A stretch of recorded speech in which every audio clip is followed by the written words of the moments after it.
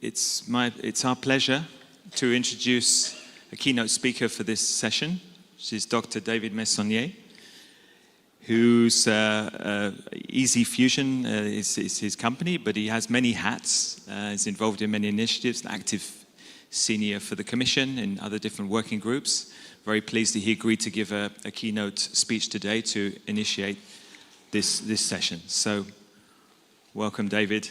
The floor is yours. Thank you.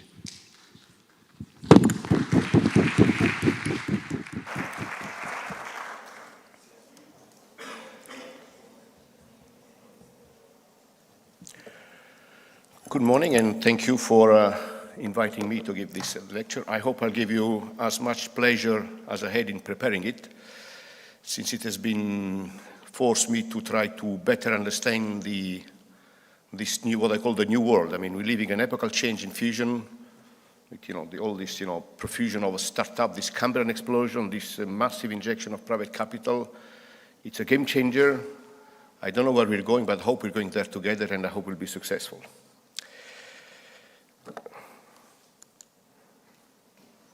Okay, a short outline of my talk. What I will do is that I will try to explain a little bit what is the private sector. I mean, or my understanding of the private sector is to some extent confusing and very varied, so I'll try to explain that, and I will focus in particular in trying to understand the main difference in the world of the small companies in fusion between the US and the EU, which seems to be the sort of the two extreme of this problem. I'll say a few words about the private sector, the public sector, the European one, which you all know, but is worth recalling a few facts. And then I'll try to go into the topic of discussion, which is how we can promote the private sector engagement, and with a few provocative statements, so then I leave the moderator to handle that with the panel. Something very simple. I mean, what is a startup? I mean, okay, it's small, it's new, but I mean, it basically a startup is an initiative. There is a founder or a few founders, and it's something that wants to grow and eventually, to some extent, want to go public. And an essential element in a startup is the funding, and funding goes in different stages. You start with, love money. I mean, most of the people start, they ask, their family and friends, start small. Then you go to sort of seed funding with business angel, and then you enter into venture capital. So there's a lot of talk about venture capital. It's not the first stage in a startup. It comes early on, and then eventually you would like that to go public. Now, funding is indeed a fundamental or an essential element into that. But the first thing to understand is that outside the US, I mean, in most countries, companies struggle to find significant amount of money relatively early in their life. In Europe, there are, for instance, it's recognized that there are strong players into seed funding, but then the system sort of, I wouldn't say collapses, but really there is a stark difference, and indeed, I think you're all familiar with, startups that relatively early end up in the US, sometimes also in the Far East, because that's where they get the financing. This is clearly a weakness in Europe. Now, one way to understand the difference between this system is to ask how it works, and the best definition is to look at what are the investing looking for. Is revenue first or growth first? And to make it short, in the US, because of the large market, I mean, the investor recognizes that they have to pump a significant amount of money into the startup before it can produce a product that then may or may not work. But basically, they're prepared to invest a lot of money to take a lot of risk. It's part of the system. In Europe, we tend to go to revenue first. That is, we expect the company to generate revenue much earlier. It's a fact that at the point in time, I mean, the company must generate revenue, by definition. But it explains, I would say, if that is a generic statement, I think it explains, in part at least, why there is this the US investor we tend to take more risks than in Europe. There is a different approach there. There is clearly a major difference into the regulatory environment. I think we have been discussing that, and we are all aware of that, but it's a fact. It hinders, certainly, the development of any new business in Europe. And there is the go-to-market strategy. That is, if you're a company in Europe, you want to go into the different market. I mean, each market may have its own rules, regulation, and each time is a new step. Again, it's effort, it's money, it's time, it's difficult. Now, if we try to look at the system, there's a guy in MIT, Andrew McAfee. He's not the one that developed the software, by the way, it's just the same name. And he provided an interesting analysis. Now, this analysis applies to the startups, it's not to the fusion one, but he says that there are two gaps in the system. The first that you can see is that in terms of public investment, I mean, we're comparable, EU with the US. When you go to venture capital, there's a factor of 4. So, you know, basically there is a 100 for each of the graph, the base 100 is the United States. So the first gap is with, you know, venture capital funding, factor 4. Then between the venture capital and the unicorn, I mean, basically, is relatively similar. Indeed, if you look at the unicorn is a startup that gets a valuation of $1 billion. You can see there the US and the EU. The US is much larger, and in blue is the Silicon Valley. The Silicon Valley alone, basically in terms of capitalization, is 4 times the whole EU. Oh, that's a bit staggering. And that is a second difference will be when you go from, you know, unicorn to public company, that is company that is gone public, and you look at company with a valuation of 10 billions. Well, there you see the graph, there is another gap of 10. So when you look at the investment from the beginning to really the companies go public, you see that we have 2 major gaps. And that is certainly a significant difference between the EU and the US. And I would say when you look at the numbers of companies that I'll show you later on, you can see that indeed this is reflected in some data. Another interesting way to look at is the companies that when they go public, they reach a capital market, you know, value of 10 billion US dollar or euro. And there you can see where we are. Now, the usual graph is to look at $100 billion. In the EU, the number is equal to 0. This is also pointed out in the Draghi report. And you have here some numbers when you look at, you know, the average value of these companies. You know, the average US company is 440 billion, in the EU is 31. So again, you tend to find this factor of 10 in many areas, and this is clearly a major difference into the EU and the US. Now, if you now look at the fusion company, you're familiar with that. I mean, 38 in the last count in the US, and in Europe, there you are. I mean, in Europe, I say, make the difference between Europe and the EU. So if we focus on the EU, as we may probably do here, I mean, okay, we've got, you know, 8 companies compared to 38. Now, all this data, by the way, is available now in the so-called F4E Fusion Observatory that has gone online, I think, 2 days ago. They've done a fantastic job. You want to have data, there you go, there you find it. It's interesting to look also, I mean, where the money comes from. Okay, there you have the graph that is self-explanatory. I mean, most of the investment comes from the US. China is coming up fast. And then the rest of the world, which is less than a quarter with a non-negligible fraction in the EU. What is interesting is also when you add up all the private investment in the world, I mean, there is really a fantastic sharp increase in these last 5 years. And what is interesting is that there we are. Is that if you look at, you know, one easy criticism of fusion is that, you know, fusion is 30 years away. You can have the positive attitude of Artsimovich, which says, you know, when we want it, we will get it. And when I look at this graph in blue, I mean, I hope that we are there. We're getting there, so rather than looking at fusion 30 years away and keep on saying that, I say, well, we're doing it, and I hope that we really do manage this way. Another way to look at the system is to look at the investment. Those are the investment, you know, the top investment in the world. I mean, you see number 1, okay, equally basically is in China, and then you got the US. But you see the numbers, you know, we're talking of billions. You go to Europe, and again, the factor 10, you know.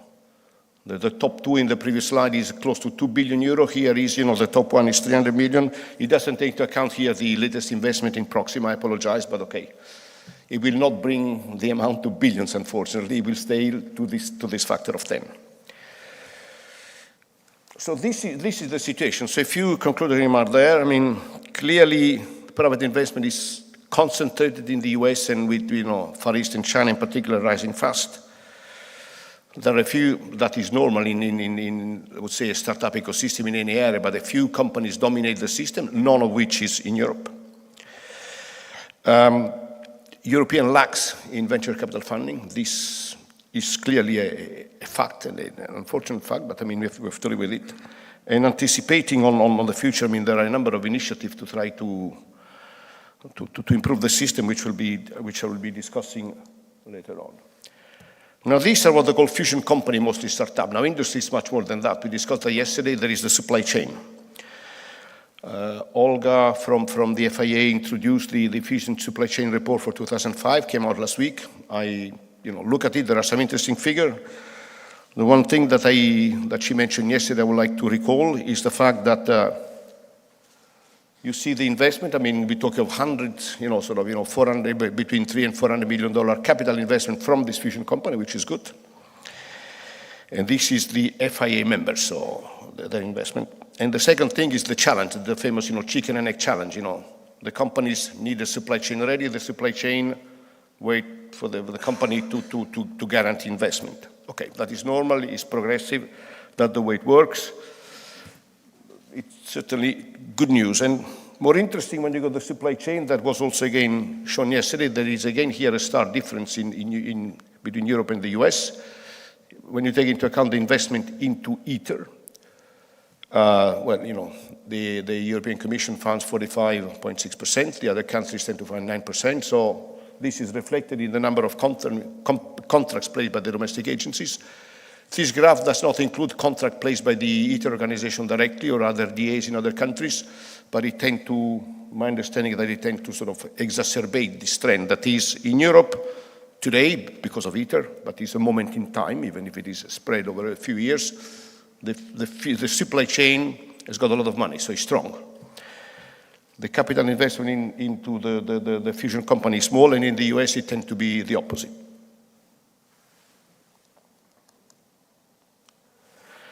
Now, a conclusion of that, fusion market is clearly growing. There are a number of indications. Something that is interesting is to look at, forecast of growth. Now, there you find anything, and I've got two numbers there. One which seems to be reasonable. It seems to talk from, I think the starting point of the evaluation seems to be the investment in the supply chain by FIA member, 300 millions.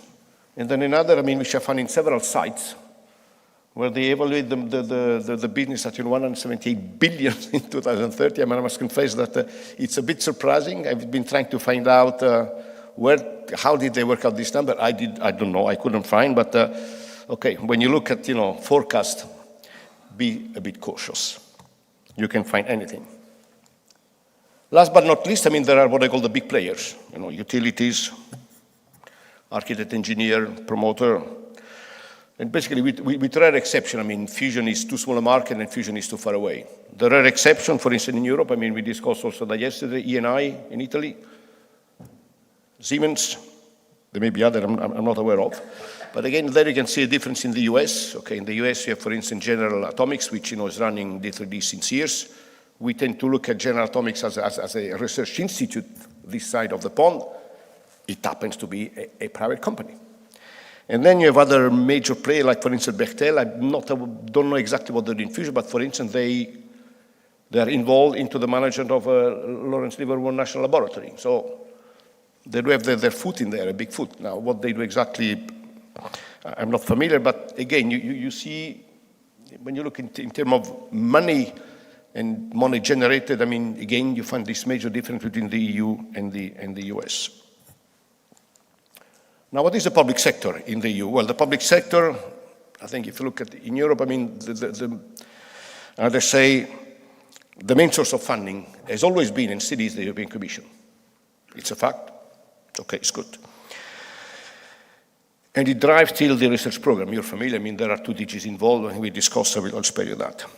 What is, as I say, new is national initiative at the national level. There are, I would say, initiatives, I think is the right word, in a number of countries. Germany, we talk a lot about Germany, but there are initiatives in Italy, in Spain, in France. The question today is how will they materialize? That is what will effectively really happen in terms of, one, money, and two, how will this initiative coordinate themselves with the European programs, the one managed by the Commission?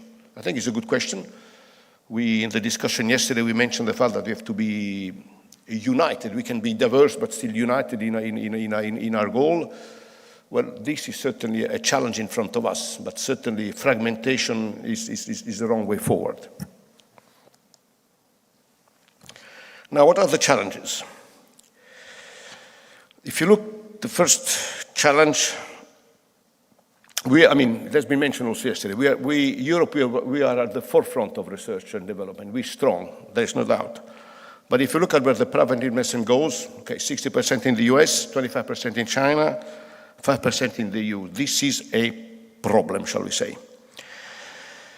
There is clearly a need to do something. I don't have the, the magic solution, but at least if you're aware of the problem, it's the beginning of the solution. For the startups, I think describe the US versus the EU ecosystem. I think the difference is there. I think we're all familiar with that. And then something very easy when I try to look at the challenge at the global level at the EU, I've got an easy job. I just quote the Draghi report. It has again been mentioned yesterday. It's a fantastic report. It's all in there.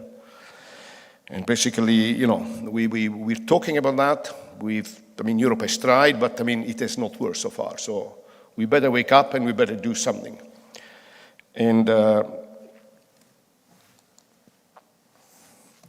if you're going to the Draghi report, basically, and if you've forgotten what it is, I really recommend that you read the foreword. It's 5 pages long. It's all in there. It's really very good. Now, the first thing is that we have to refocus our collective effort in the innovation and to close the gap with US and China. And this is clearly, if you remember, the few slides and the number I showed, this situation applies to fusion. We have to do something there. And really is the main objective that they should look at. Now, the report also identifies what we have to do that. And one point I want to stress is that we lack focus. And to give again one example, if you look at the initiative in the US for new technologies, they got this ARPA and DARPA initiative. The US pumps there, more than 6 billion euros. That was the numbers in 2024. And if you look at the equivalent mechanism in Europe, which is the EIC Pathfinder program, I believe, we pumped in Europe 260 million. Again, you find this factor of 10. Well, we've got to close this gap, and we better close it fast. Now, coming to the conclusion, I would say we have not lost the race. I'm a convinced European. I believe we can do something, and we have strength. We were and we still are the leaders in R&D, so we have to capitalize on that. The Commission and its agency Fusion for Energy and through also, EUROfusion, they're taking initiative. They're not small step. They're not yet big money, but they really step in the right direction. There is this initiative, Go for Fusion, to set up the PPP. There are the technology development program launched by F4E. The Energy Innovation Council, as you know, is starting to finance startup. That is something that is new, is very recent. There are loans from European Investment Bank, so the Commission is doing things. You may think that it's not enough, but they're happening. There are initiatives also at the international level, so they're not simply speaking European, but also in there. Europe, the Commission is involved and is promoting that. As I mentioned, there are strong actors into seed and angel funding in Europe. So again, let's use that. And there is, also from all the companies, there is a strong lobbying, which again, politically helps. I can tell you that it creates also a lot of trouble for the for the Commission services, but it's okay. It's good. I think we need political support. And now let me come to maybe a few challenging statements. We not lost the race, but we should act. We should do things.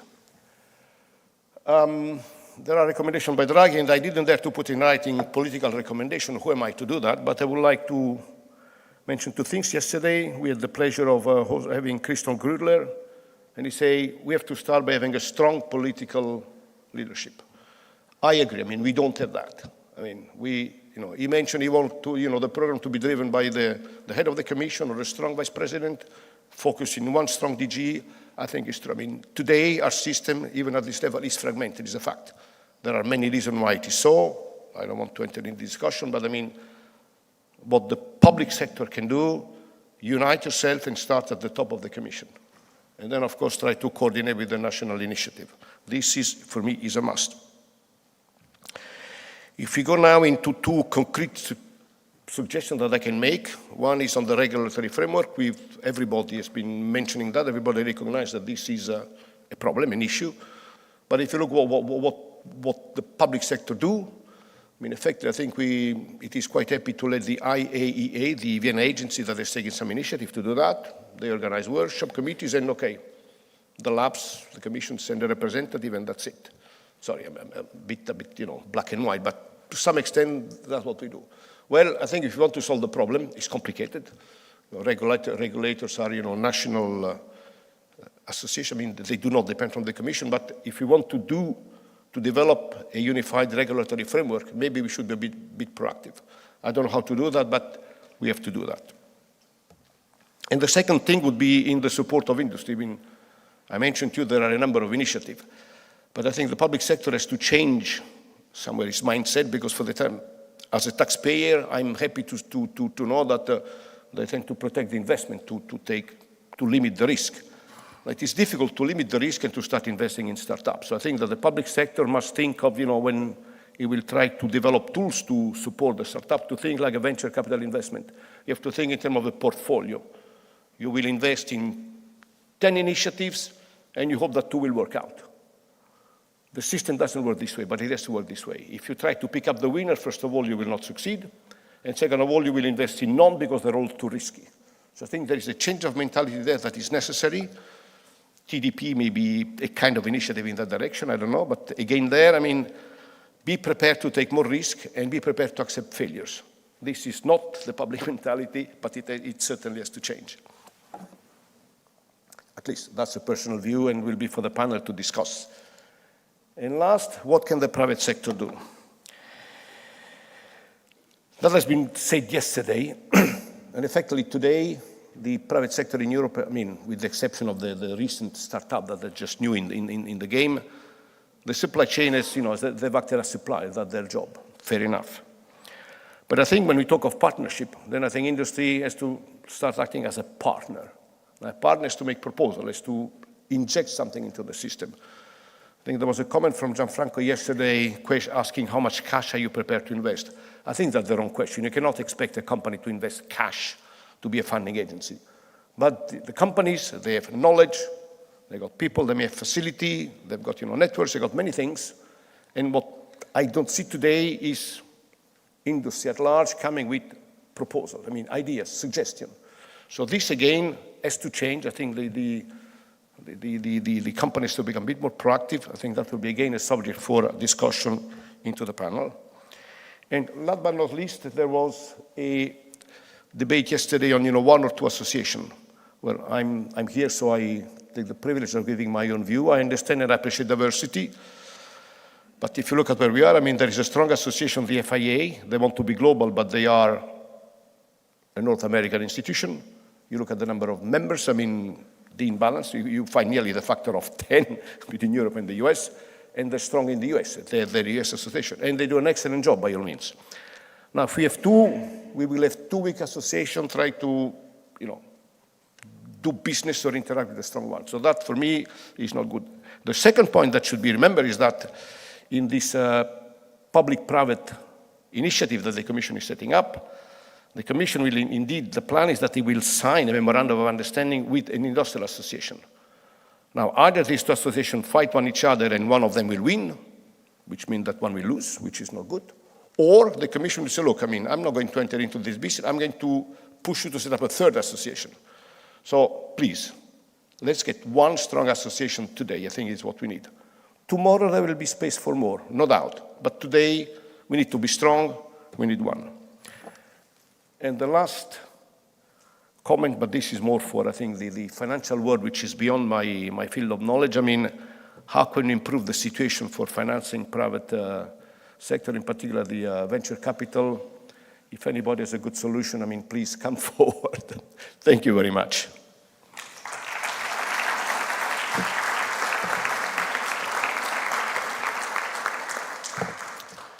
And now I'm pleased to say that I've done my job, and I leave the moderator of the panel, Tony Donné, that will introduce the speaker and get on with the fight.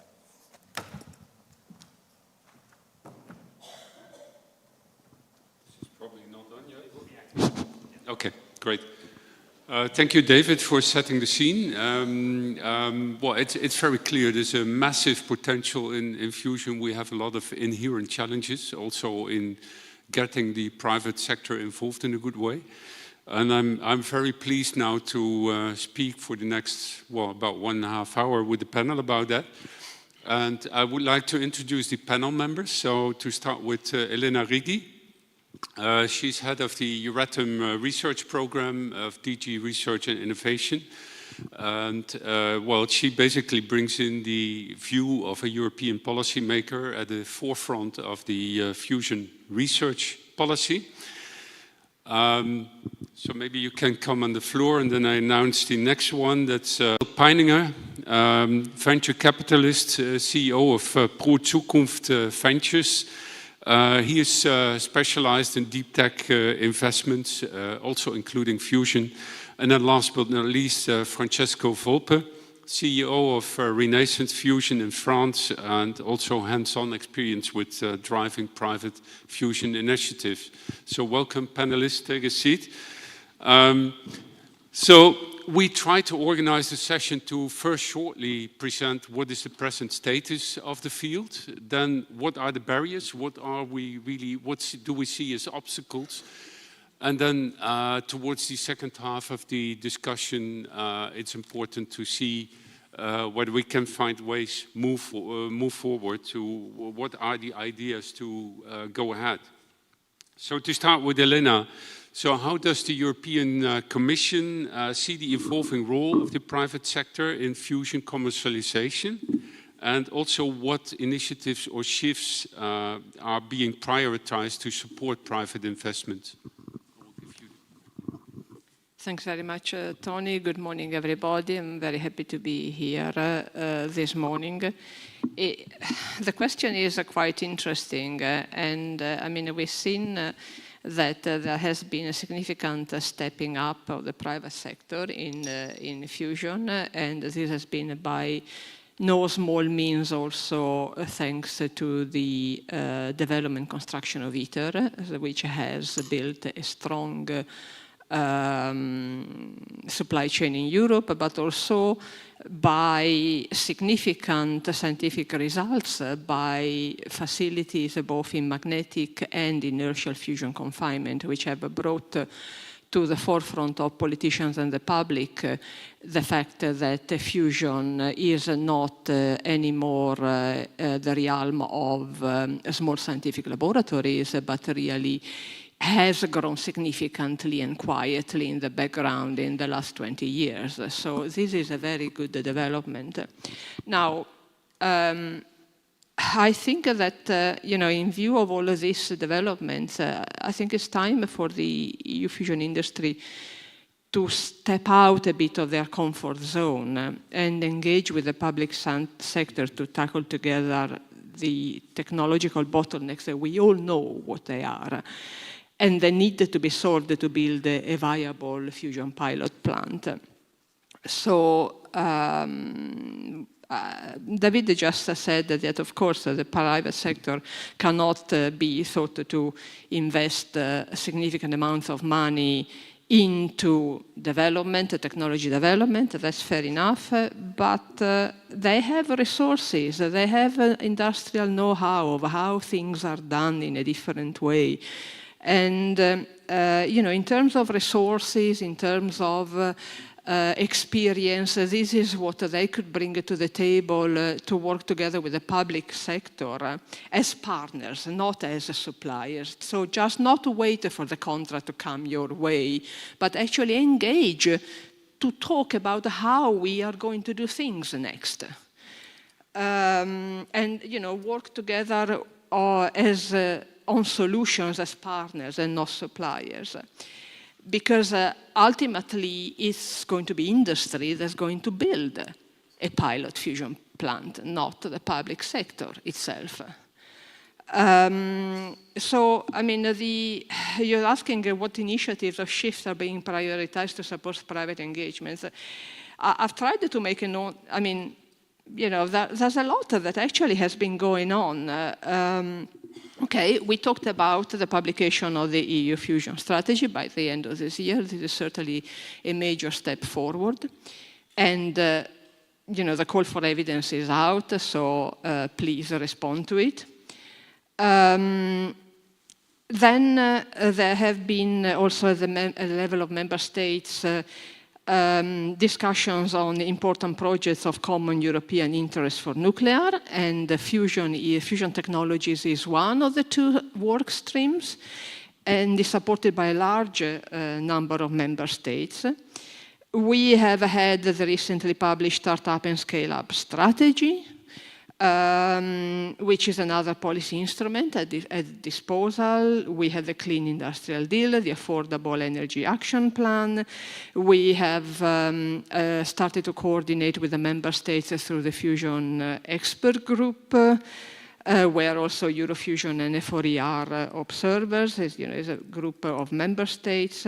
So, I mean, this is not exhaustive, but you can see that in the Commission has not been idle in trying to put together an environment where hopefully in the next MFF then we'll be able to step up the engagement. So I think. Thank you very much. It's very good to see the dynamism in the European Commission there.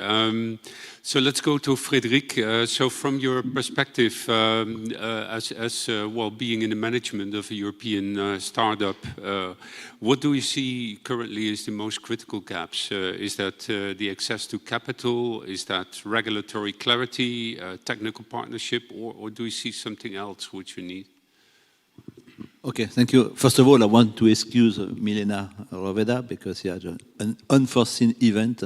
I'm trying to replace her. I know it's impossible. I'm sorry to destroy your diversity, but okay.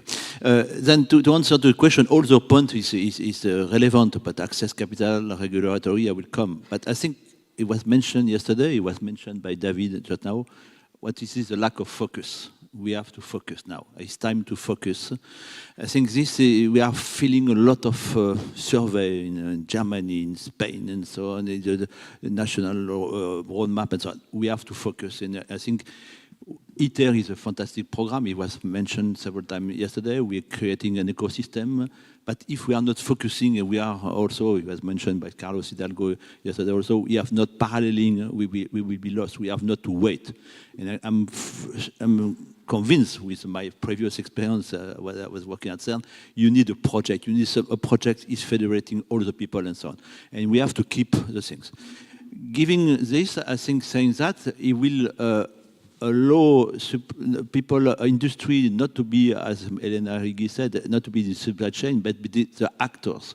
I'm convinced now is a time to industry to take the lead and to build the next fusion power plant. Then I think we have to move that. And then this is a thing, focus, and after that will be help to have access to capital because it will engage the main partners, the main industry, and obviously the regulatory, but I think regulatory rules, I mentioned, it will follow. But we need now to have a leader and to start to have a project. Okay, thank you very much. Let's switch to another CEO in this field, Francesco. So, how do you see that, and how do you? Well, maybe you can also make a comparison with some other countries. David did it already to some extent, but it's good to hear also the perspective from the private fusion startups. Yeah, so we are based in France, in Europe, but our lead investor of our previous round is American. So,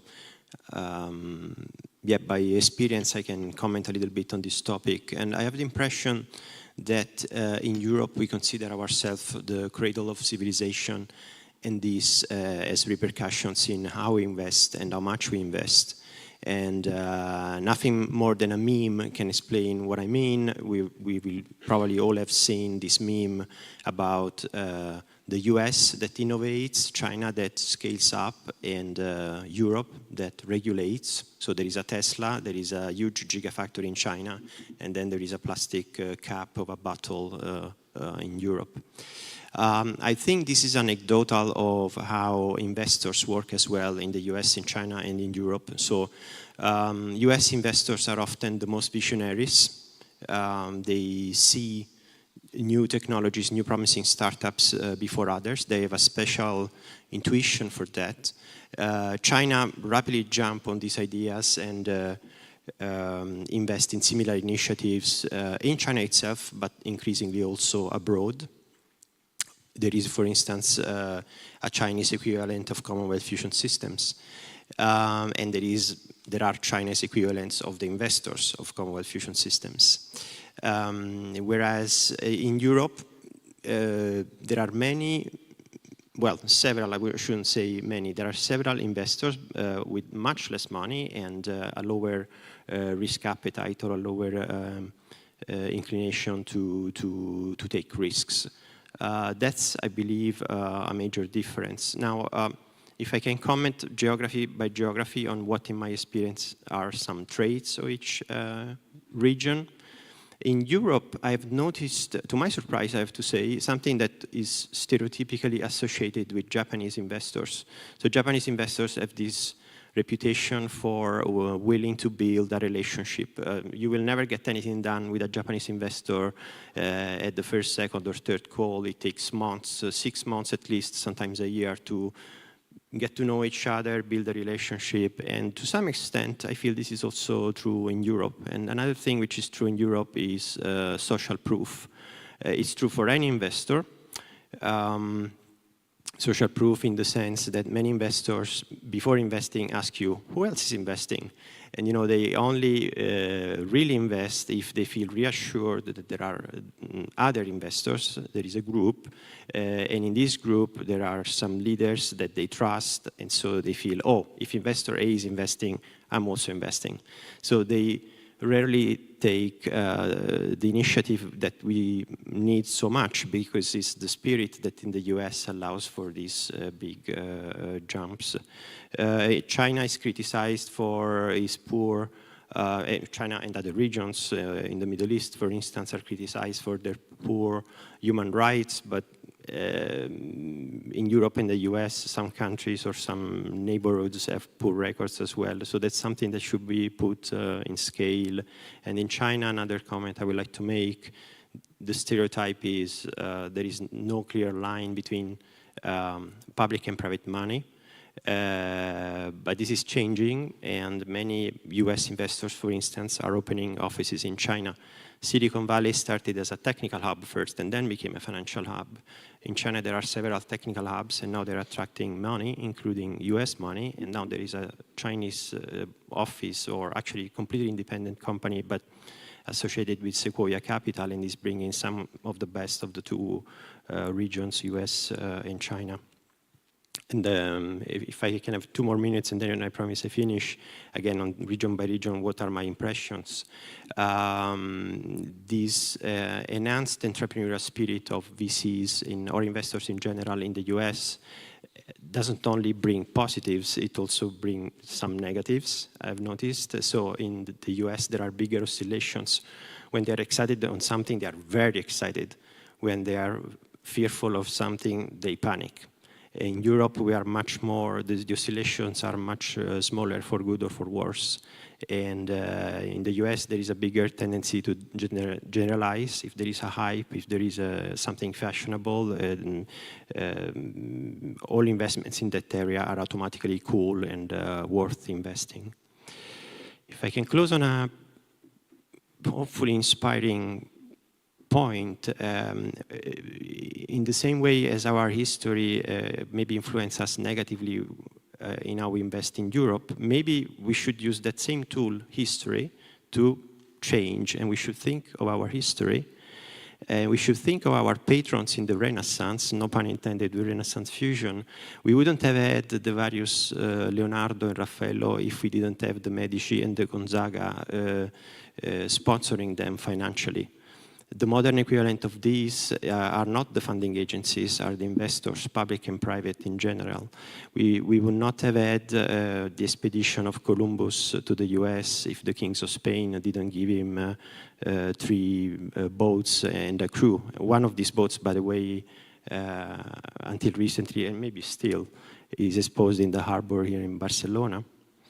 So we should go back to this spirit. We should, we had King's sponsoring the first astronomic observatory, the first volcanologic institute. There are a lot of firsts thanks to courageous sponsors or investors. It's in our root, it's in our history. We did it centuries ago. We can do it now again, because I feel Europe, as it has been said multiple times, is lagging behind new histories like the American dream or like the Chinese economic growth. Okay, thank you very much, Francesco. Before we leave this first part of the session, let's go to Michael to also bring in the investors' viewpoint. Maybe you can also assess the maturity of and the risk profile of fusion startups, because you can compare that with other, let's say, startups in deep tech, AI, etc. So can you make that kind of comparison? Yeah, actually, thank you. Especially thank you for inviting me, guys. Yeah, I would like to explain a little bit, maybe first myself. I myself, first I'm a physicist, and I was a specialist in one special technology. This was superconducting radio frequency. And when I stopped there with my PhD, I made technology transfer from the lab and from the university to industry, at that time to Siemens. And then my next step was to go to Siemens to establish a new business based on this. And then Siemens decided to quit these activities and also to get out of nuclear technology. We all know this story. And that gave myself and a companion of myself the chance to do a management buyout. And since then, I'm an entrepreneur, a founder. Actually, we founded a startup in the middle of the 90s. I think it was the first, actually, management buyout of Siemens. So a really classical management buyout. And this was interesting. Then we started. It was a good deal. At that time, it was, of course, risky. The kids are back home, and we all were discussing, but we made it. And there were a lot of bets by Siemens people to say, okay, you will not survive next month, and then next month, over next month. So we did survive. And I think one of the point here is also a first, and I would describe it with me, to follow a dream. On the other hand, always have survival mentality. Yeah, so in a positive way. So you always are happy if the next day is working well, if everything works well. Nevertheless, you need a long-term plan. And this is, I think, copy-paste here what's going on fusion. Maybe first I would explain what I think on fusion and startups. So my next career then was, I was for 3 decades then managing director and managing partner of Excel and then RI, which is today RI, Research Instruments. In the meanwhile, we got, I think, contracts from Fusion for Energy for fusion contracts above 100 million euros. So we have grown. Today we have some 400 people and turnover of something 80, 90 million. So it's a company. Over the years, it also gave dividends. And actually, since now more than a decade, I founded my investment company, which is called Pro Zukunft Ventures. Also to say here, because people ask me what is Pro Zukunft means pro future in English. It's not con-future. I'm a favorite of future, okay? Just to say that, because many people have the difficulties with future. So actually with my dividends then we decided, and I decided actually not to give it all to my kids and to the family, but to reinvest into other activities, deep tech and interesting people. And this is my way of life. And actually, I decided, I think 2.5 years ago, after coming from Washington from a FIA meeting, to try to convince Frank Laukin of Bruker to do something to build up a startup. There was a good discussion also with our BMBF, with our ministry in these times. And so at the end of the day, Gauss Fusion was founded. And I also got my private money into it. Okay, it's relatively small, but for me it's a big. And I think this is my definition. I would not just to spend money into something, but it also would like to understand it and to participate in initialization. I think this is what I do. And in the course of the next months, I learned many of the startups in Germany, because we were also discussing a foundation and all these kind of things, industry foundation, Industrieverband. And it's really nice to discuss with all these guys, because there is the supplier chain, a kind of established chain like RI, and on the other hand there are the 4 startups in Germany, okay? And it's so lovely to talk to the guys, because they follow their dream and they are on a survival mentality road. And from that point of view, because this was a question behind maturity, all they believe things are mature. Of course, there's one or the other thing, the technical readiness level we all need. There is some optimism, of course, but also quite a lot of realism.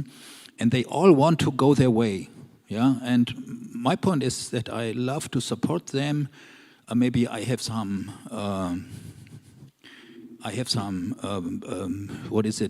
Base for magnet technology, because this is my way to come to, but the same with laser fusion, to support all of them. And my conclusion is there is maturity, there's enough maturity.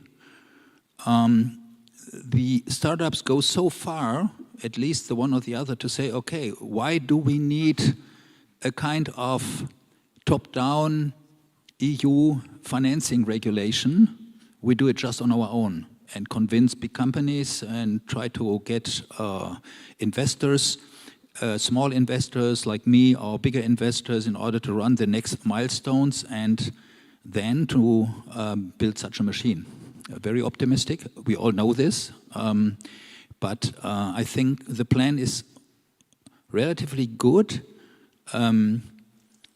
So I can only support all these kind of things. And concerning Europe now and maturity, we should take this serious. Of course, technology beats everything. At the end of the day, it all has to function. But in order to come there, to achieve that, there must be some support to be discussed about, no question about, but there should not be too much control. And that's the battle we have to go every day. So I'm pretty much supporter, and I would say maturity is there. And let's go forward, and the best should win. And my last word here, my feeling is, maybe we all agree on that, because I said, say within 50 years, maybe 100 years, we all would agree to say, okay, fusion energy will be part of the energy portfolio worldwide, maybe a big business, maybe a strategic business like nuclear fission, and a commercial business, and how much quicker we can come there. So we have to watch out. Maybe my feeling is in 10 to 20 years, but we only can get there if we are all supporting it. Yeah, also from the public side, and not just telling to support. This is maybe a little bit the European culture, but simply support and try to get private companies, private investors into it who follow the same dream. So maturity is there. Okay, thank you very much for this. Let's now start looking at what are the investment barriers. I would like, I come to you, Amaya. Going to Elena, she already said that the Commission is, let's say, very busy in, let's say, getting ready for, I would say, also the new framework program and thinking about new tools. So what concrete steps is the Commission undertaking to de-risk fusion investments? And are there new funding mechanisms? Are there partnerships? Will there be policy adjustments? So can you say a little bit about that? Thanks very much, Tony. Yeah, I think, you know, we talked about the fusion strategy. So while waiting for its publication and without prejudice to what will be included, of course, we are now trying to follow to the extent possible the recommendations of the Draghi report. And so we are preparing to deploy different instruments that I'm hoping will be tailored to different needs already in 2026 2027, because we realize that if we wait already for the next MFF, it's going to be quite a long way away in terms of funding, and you know, before everybody gets together and understands what is going on, it will be already the middle of 2028. So we're trying to anticipate a bit and use the next 2 years to transition to a new way of thinking. We will do it already during the 26-27 with limited budget. I would like to stress actually that the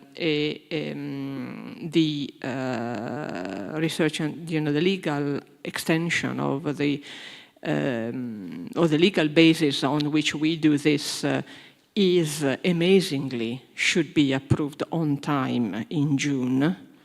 By the Council of Foreign Ministers, and this for us is a first that I can remember, certainly during my tenure here. And it has, the member states have been incredibly constructive in the discussions for this extension. That shows also, I think, an alignment at member states level and less controversy in the nuclear field, and certainly I think the fusion discussions have helped a lot. So now to be a bit more specific, I want to just start by saying very, very quickly that we know that there are differences in the private sector, okay? So not everything fits all. So if I can make a rule of thumb, there's, broadly speaking, 3 categories of private sector that have different needs and ambitions. The traditional, I would call it large industry, which is a part of the ITER supply chain. They have a considerable know-how. They know how things are done in the sector, and possibly they have the capacity to invest on a more longer-term basis to develop the sector. There are smaller dynamic SMEs and startups that are also part of the supply chain and concentrate on what they do best, so, specific products, tools, solutions, and interact as needed. And there are the fusion startups that promise a complete package, a power plant solution. On time scales which I would put it politely are a bit aggressive. Good luck. I mean, we need a breakthrough, so I'm agnostic on this, but I think that the physics and the technology bottlenecks that are common to everybody eventually will prove that these timelines are a bit too aggressive, but okay. So with, so we have been working, especially with thinking the last 2 categories in mind, we are working with the European Innovation Council to develop a dedicated co-funded fusion accelerator challenge to be deployed in 26-27. Longer term, we hope to open also the Pathfinder and transition instruments. This obviously depends on the discussions on the funding that the program is going to have. So, but this is our ambition. And we are also preparing, we've been talking about it quite a lot, a private-public partnership with fusion industry with dedicated calls on fusion technology topics. These will start in 2026 based on the strategic research and innovation agenda that the core group of the European Stakeholders Platform will develop. So we are also looking, and I mean, I needed to make a bracket. By we, I mean the Commission, and by the Commission, I mean the services that are competent to do this, okay? So there is no we RTD, they, ENER, whatever. We are working together to trying to find a common solution. So we are looking at how we tackle the regulatory issue, you know, bearing in mind that the regulatory issues are competence of the individual member states, so we're discussing. You know, there are the possibility probably to use regulatory sandboxes to test how far the framework can be stretched and simplified, especially when we need to deploy and test on the ground solutions for the technology bottlenecks. This is a part of the toolbox that will be available. So, you know, this is part of all of this. So for me, again, you know, the message is the industry needs to have a key role. The private-public partnership is available to all three categories. If the industries and startups want to go alone, by all means, go it alone, and we have the EIC instruments for you if you need it. And through that, you'll also be able to access the STEP seal and the investors chain that is included in that. And there is already one example that has achieved this. And the other thing is, to the extent possible, I noticed that I have not talked about magnetic fusion technology bottlenecks, because many of the bottlenecks are common to technologies across the board. You know, the tritium breeding, the fuel cycle, the shielding, the neutronics, and so on, they are common to different technologies. So to the extent possible, and bearing in mind that, you know, it remains a cornerstone of our strategy, we are trying to introduce also an element of technological neutrality in what we are doing. I think I stop here. Okay, thank you. I see that Francesco wants to react to that.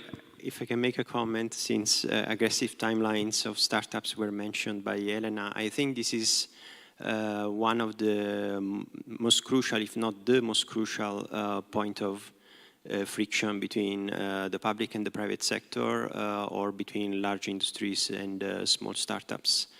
And if I can offer my point on that, I think, well, first off, maybe ITER is not a good role model to follow for timelines either, or other, you know, public projects. So we might want to think new timelines. But I will use the words of one of my investors. He told me, if you tell me that you will do it in 10, and you do it in 10, you will be punctual. If you tell me that you will do it in 5 years, because you think you can do it in 5 years, say it. Maybe you will do it in 7, but I don't care. I prefer that you say 5 and you do it in 7, that you tell me 10 years and you do it in 10. So sometimes it's important and useful to be a little bit aggressive and to use some self-imposed fast timelines. Otherwise, we will continue in a, you know, with a mindset of punctuality versus doing something outrageous. So. Okay, thank you.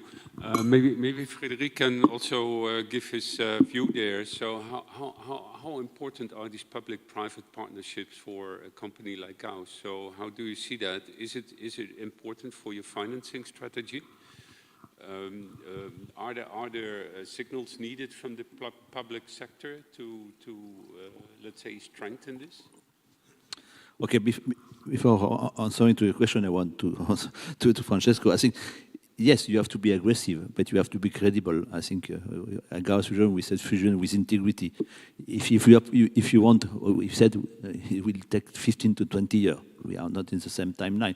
If you said you will need 20 years, you said 5 years, and you know you will not succeed, I think it's not good. But it's a difference of opinion. I think we have to be credible also.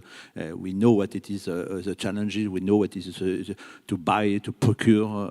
If you want to, I know that it's a project, if you have to spend 5, 10 billion or 15 billion, you cannot do in 5 years. And we have not to try to lie to the people. Saying that, yes, fusion, PPP is crucial. It's crucial for a company as Chaos Fusion.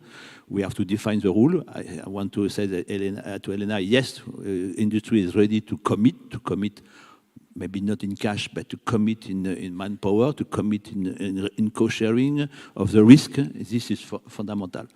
To go now to PPP, I think we are speaking funding, we will need more money, definitely. If you want, the goal is to build quickly in Europe a fusion power plant, commercial, we need more money. I think we are now see a lot of money for defense. I'm convinced myself that energy is part of the defense sovereignty in Europe. We need more money. And saying that, Draghi report is mentioned by everybody. I think it's crucial that to say that we need more money and we need less regulation and to go. Then PPP is crucial. We need that. Saying that, I'm convinced, I think I said, that the lead should come from industry. One country maybe should take the lead, and we have to base our things, industry, to attract industry to work and to do PPP. With this. This is definitely crucial. We have to define the rule. One thing I didn't say, I think we discussed between us, but IP, intellectual property, will be a crucial thing to discuss when we are setting the PPP. Every time we have a contract collaboration with an institution, we are spending time every time to discuss IP. I know that some people think it's not an issue. I'm very happy to hear that, but we are feeding lawyers, we are spending a lot of money with lawyers instead to put this money in technology, in development. We have to address this elephant in the room about IP. As a company, we need IP because we need that. We have to look at that. I don't know why the institution is fighting to get the IP, but this is a problem we have to solve. We have to discuss once and to clarify the thing, because this is it's really a difficult thing every time we want to do a PPP. Okay, thank you very much. Amaya, I was anyhow coming to you, but you want to react to this point, so please. Just 1 second, because he looked at me when he said IP was, there are people that think IP is not a problem. I said yesterday, IP is not a problem in other green technologies. I didn't say it was not a problem in fusion, just to clarify. Okay. Okay, thank you. Anyhow, thank you for your patience. I was wondering from a banking and also risk management perspective, what kind of financing tools, guarantees, blended finance, green bonds, do you see are possible to make fusion more bankable and help the private sector? Okay, good morning, everybody. So first of all, thank you very much for the invitation. I'm the bad gal in the room because I come from banking. Sorry for that. Yeah, well, never mind. Yeah, well, from the bank perspective, nuclear fusion is not that mature yet. I know you said it's mature, but in comparison with other clean technologies like hydrogen or like carbon capture or like electric vehicles or this kind of things, it's still very young. Although research has started like last century or millennial, as we discussed yesterday, is still not showing any results where you could say, I could get money out of it. So we as a bank are already investing in fusion. Actually, we are investing in Renaissance. Probably if I ask Francesco, he would say, no, you're not under my investors, but yes, we are. So what we do is we invest through venture capital. We have already invested 160 million euros in venture capital funds that are investing in clean technologies. Among these technologies, you have nuclear fusion. I can have here a list of some nuclear fusion reactors.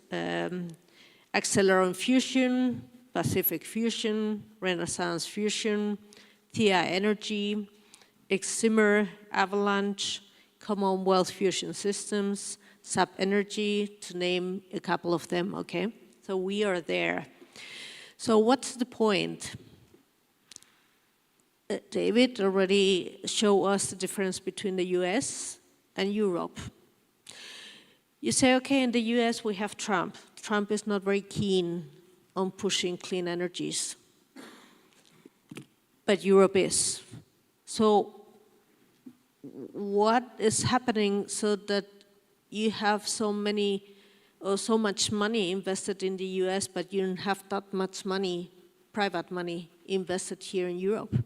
Because in the US you have philanthropists. Let me do some name dropping.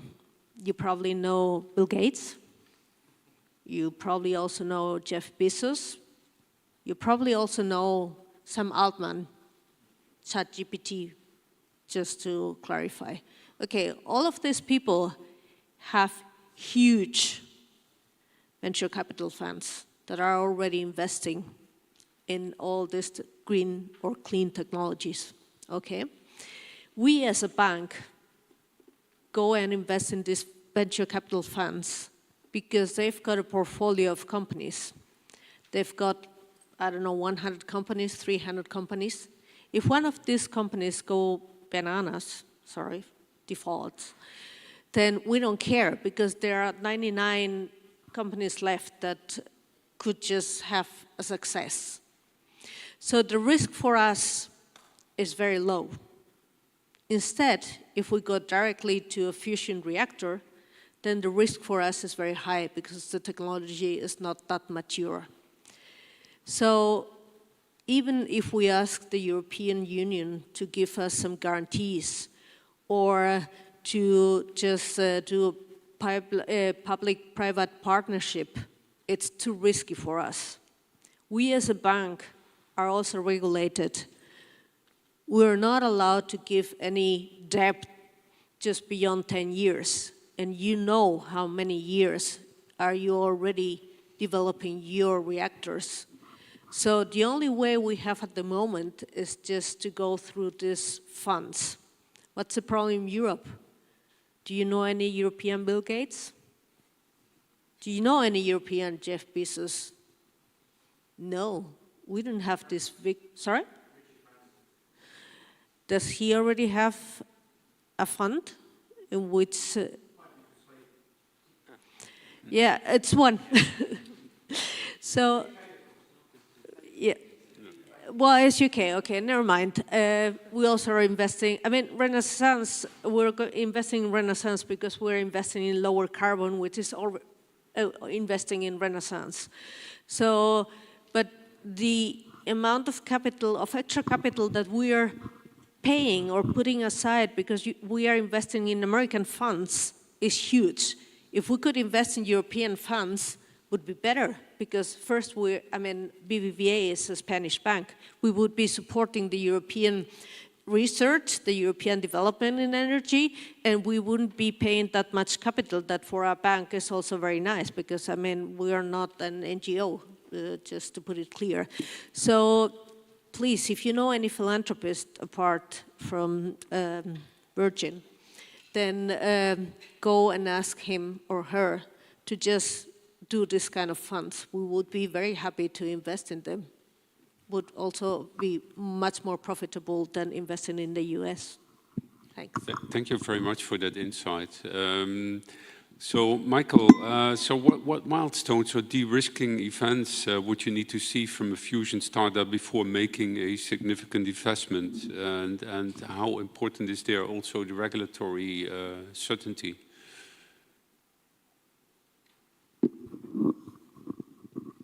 Yeah, let me comment maybe first off this subject of regulatory. I think political certainty, I think, is very, very important to have very stable, foreseeable conditions for the startups and for every company who follows a business plan, okay?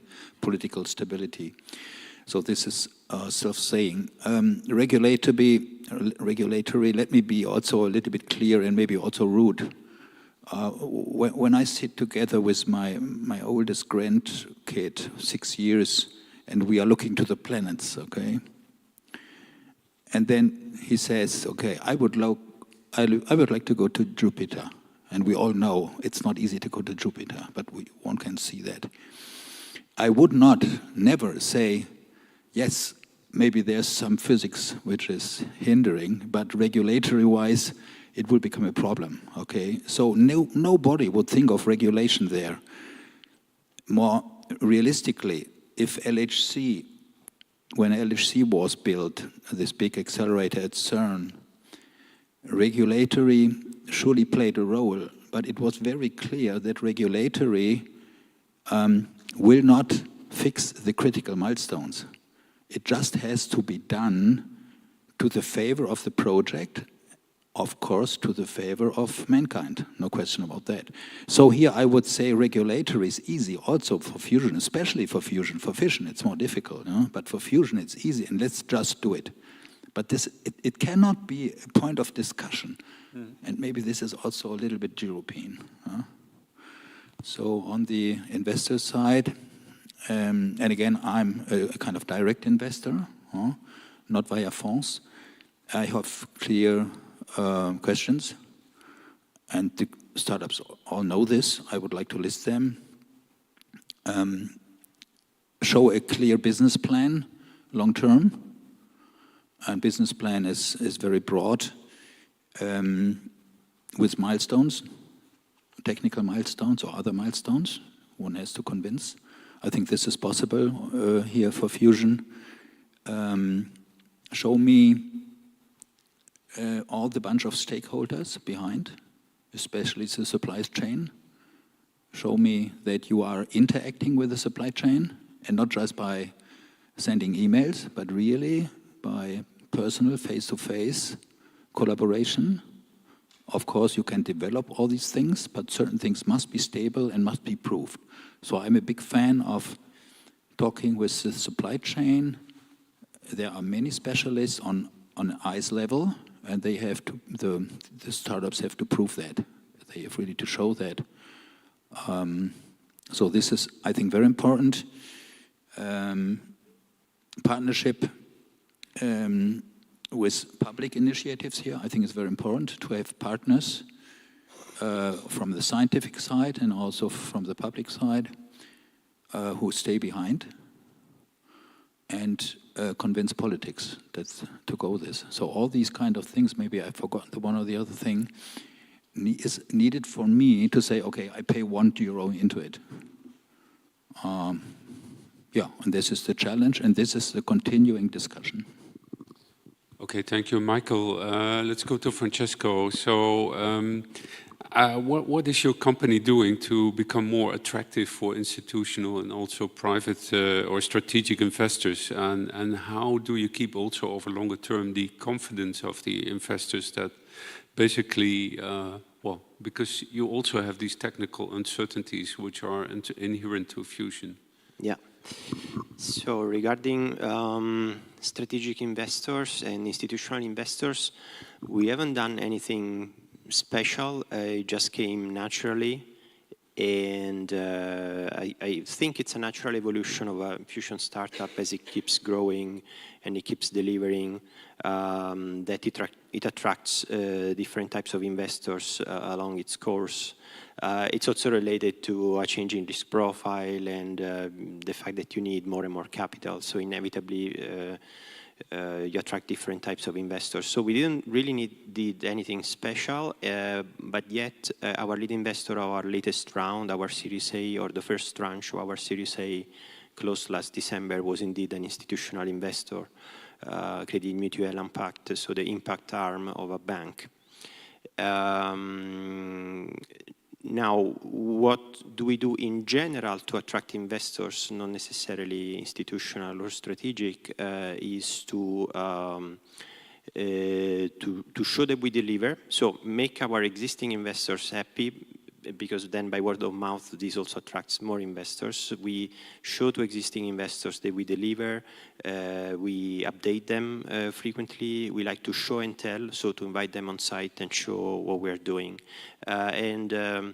Show what we're doing also to future investors, of course, preferably in person, in front of the equipment, and show the people, there are people behind these technical advances and these products that we are developing. And this is important, I believe, for everybody, including for investors. Another thing that we do is treat your investor as a customer. We are selling something, they are putting money, we are giving something to them. Portion of ownership of a company and a future return on investment. So it's important to understand what your customer wants. Is it a strategic investor? Okay, what's his strategy? Are they interested in electric vehicle? How is our HTS that we are developing for fusion relevant to electric vehicles? It's not a question of twisting the message depending on the audience, but rather emphasize some aspects or others depending who you are talking to. Of course, as part of a cohesive discussion. And you mentioned how to keep the interest alive despite the long roadmap and despite the technical uncertainties of fusion. Again, showing that you are delivering, showing that the road is long, but we are making progress and delivering bit by bit, sometimes by incremental, sometimes by more disruptive results. One thing, though, in this process is to keep expectations reasonable, because some investors are so eager to receive updates that they call you every month, and you have to remind them this is a 10 years journey, and from one month to the other, you cannot always deliver something amazing, and inevitably some of these steps will be incremental. So as far as there is a mutual understanding that this will be the case, and yet these increments or sometimes quantum leaps keep coming, then we're all happy. Okay, thank you. Going back to Michael, so are there any lessons which we can take from biotech or space which fusion entrepreneurs and policymakers can adopt to accelerate the private investment? Do you see there any lessons we can learn? I actually cannot comment too much on those. I have a general feeling of that, but I never did some detailed analysis. But one thing is clear, we all should not invent the wheel again, okay? So let's benchmark with all these other markets which have shown success.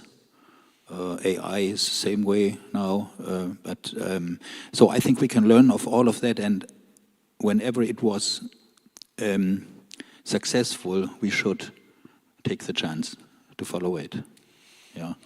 So I think this is a task to do.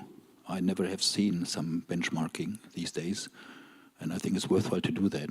I think it's a must, also for the startups. Yeah. Okay, thank you.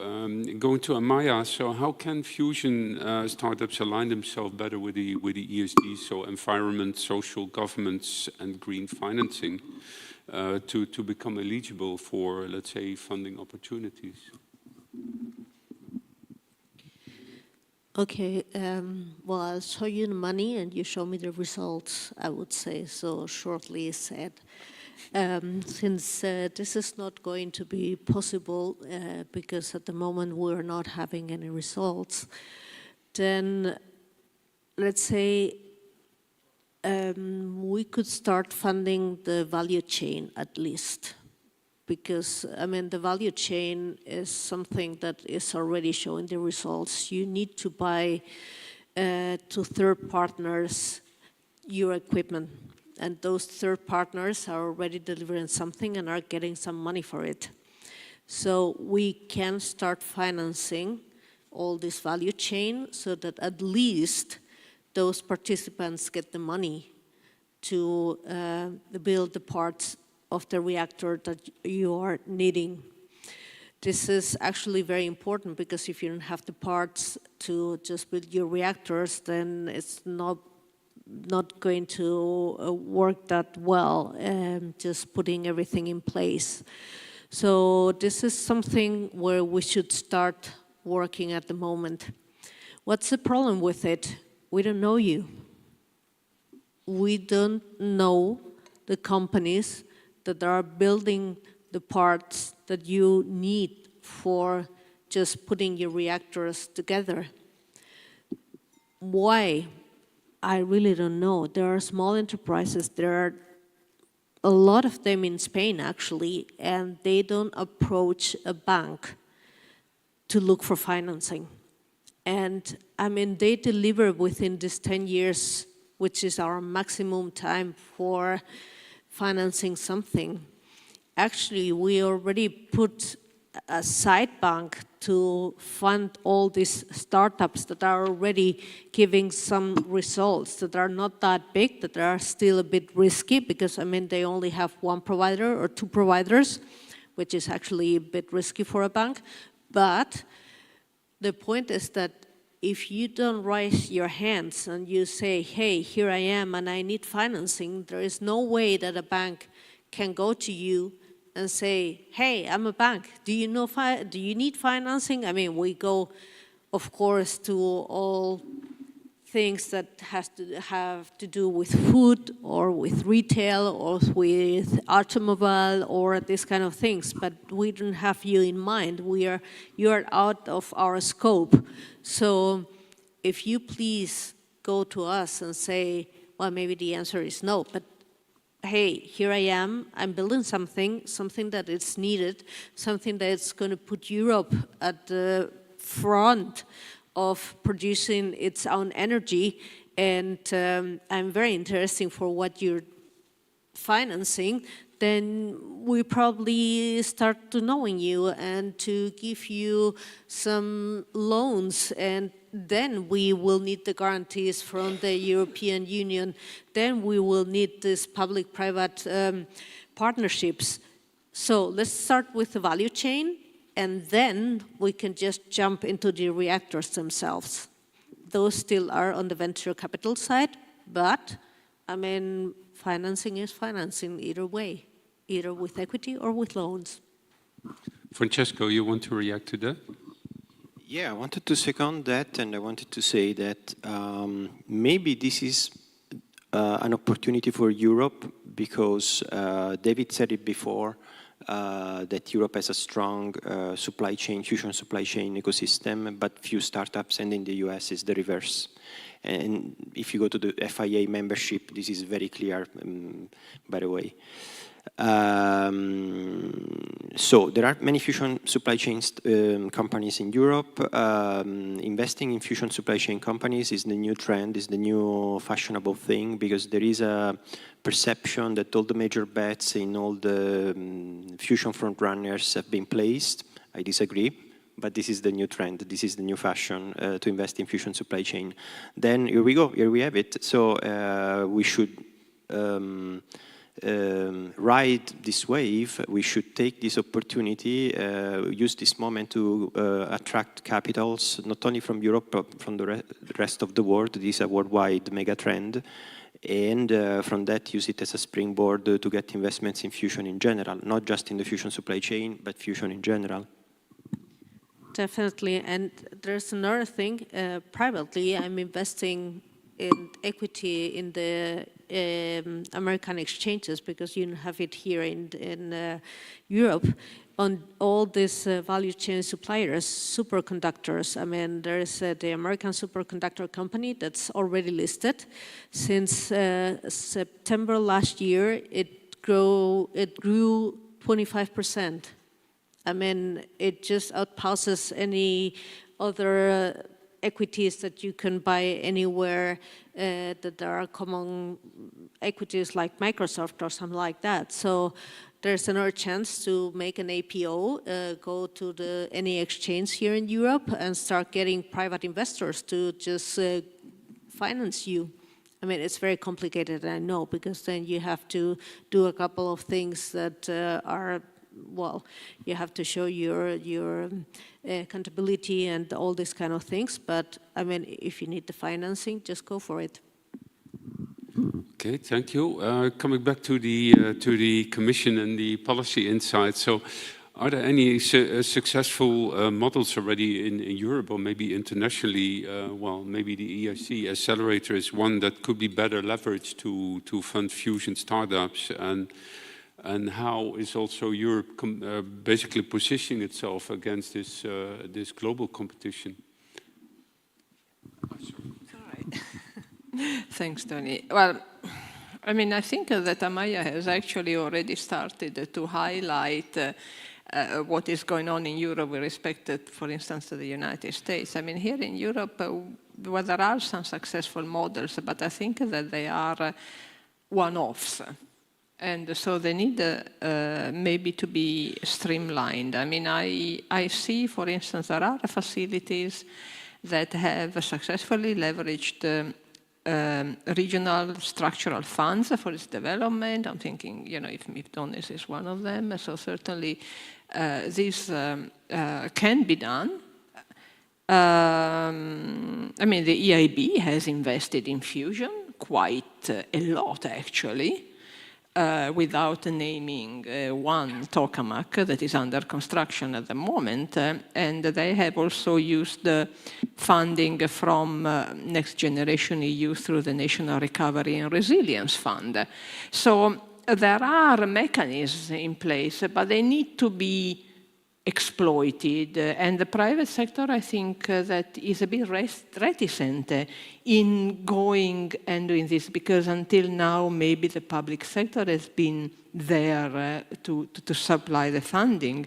I mean, you talked about the accelerator scheme. Yes, it's successful.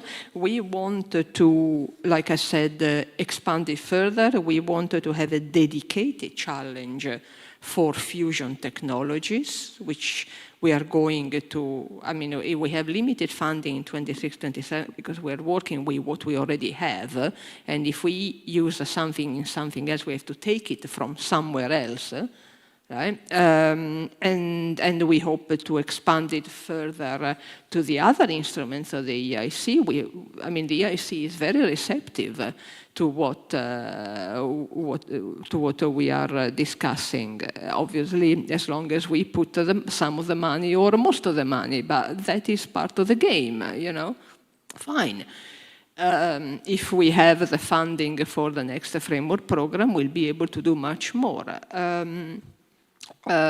So there are already instruments, you know, also focused energy was awarded the EIC STEP scale-up scheme. So, but I think that there are no well-proven methods in Europe yet.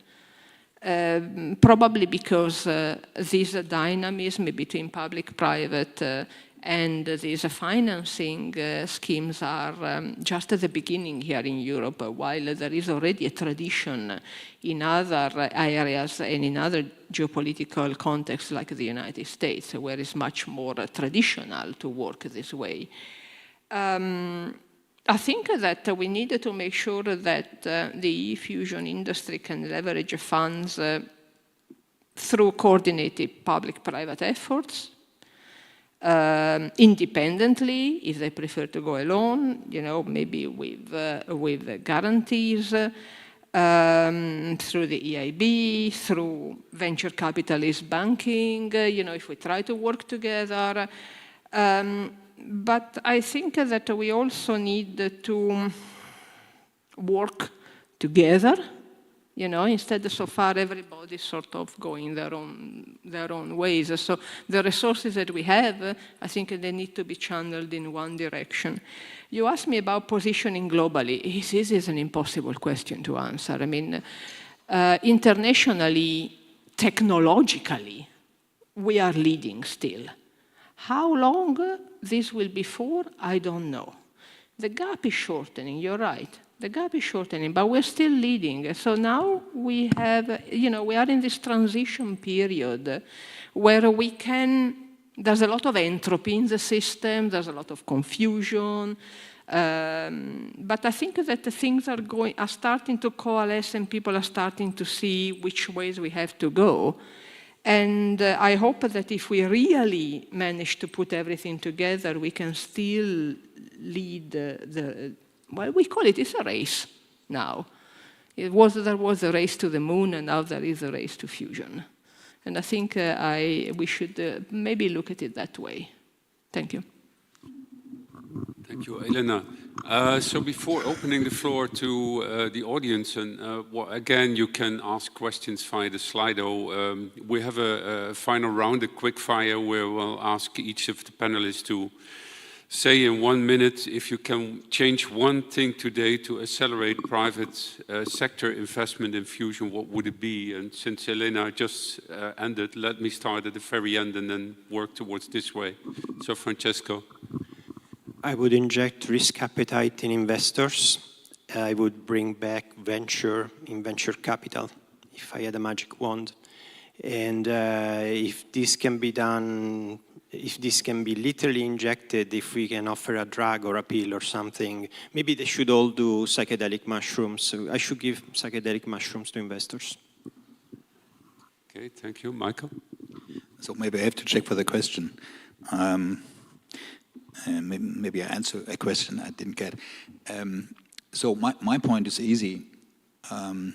Change mentality. From the very basics we have to change.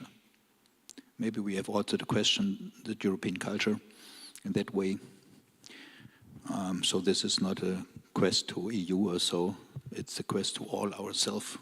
Maybe, okay, you ask for one word or one sentence. This is my sentence. Okay, thank you, Frédéric. Yesterday, Marc Lachaise showed the evolution. All this was done by public money from Aztec, JET, and now ITER. But we have to, ITER is a very nice contribution. If we've done a lot of things done by public domain. I think, as Elena Righi said, we are the cornerstone now. We have to redefine. I think now we have to trust all together, to work together, industry and public, private and public. And I think now is time. I think I like to say, with all this evolution due to physicists and public money, now we have to give how to work together, but to give the lead to engineer and private money industry. We have to find a way to work together. But I think now, and Elena, you said also that first fusion power plant will be by industry, and we are not so far from that. And we have to find a way to do this transition, and that the industry and engineers are taking the lead and built in Europe very quickly the first fusion power plant. Thank you. Amaya? So I would say approach to human beings. I mean, we are all physicists plus a couple of engineers sitting here in this. You're an engineer, yeah, I know, and he's also an engineer, but all the rest, we are all physicists, so please don't misunderstand me, but the rest of the humanity does not understand what we are doing. And you can read in all the newspapers, in the Financial Times, and everywhere that there are a lot of clean technologies just coming up. Actually, they are not coming up. I mean, they have been there for the last 70 years, but they are approaching the public in another way that fusion is doing. So put it in normal words and say something that my mother can understand and can feel attracted to fusion. Okay, thank you, Elena. Thanks. I very much agree with you. And that could be something I can do in a future life. But as far as I'm concerned, I think that we need to focus on a common goal. We need to coordinate and pool resources wherever they come from. We need to work together, each doing what they do best, each for their own competencies, and especially we need to trust each other. This is something that sometimes does not happen. Very much. Very nice last message. So I'm now depending on Fusion for Energy. So you take over, Ray, with the questions from the public. Well, we can start by maybe taking some questions in the room, and then we alternate to sessions on Slido. We have 19 questions on Slido, so we've got an ambitious target. But I think we can run until 11:10 just to give us a little bit extra margin. Okay, that's very good. So I see already questions on that side. Sorry, in here. Well, first of all, thank you. Outstanding panel. Everybody says that, but this was very interesting. So, Michael and Francesco, enlightening. Thank you so much for that. So, I know Elena just said that, you know, Europe is, in a way, edging technology-wise. So we are alpha ahead of the rest of the world, probably. And this, it's a gap that is closing very fast. Many people have said we need the money, we need the European Commission to believe in the programs and bank to follow in line and fund these opportunities. I know there have been many opportunities of public confrontation between investor, venture capitalists, and the EU or the Commission. A suggestion or a question would be, are there closed doors meeting between the Commission, commissioners, and venture capitalists? There are not so many. I mean, in the room of the fusion startups, there probably maybe 20, 25 people sitting in a room, hearing what they need from you and explaining them what you need from them. Making a plan, explaining it to people like Amaya, and then see how it rolls out of the room. Sorry, it's a bit lengthy, but this is a suggestion, and if it has already been done, well, I'll shut up. Thank you. So who wants to react to this?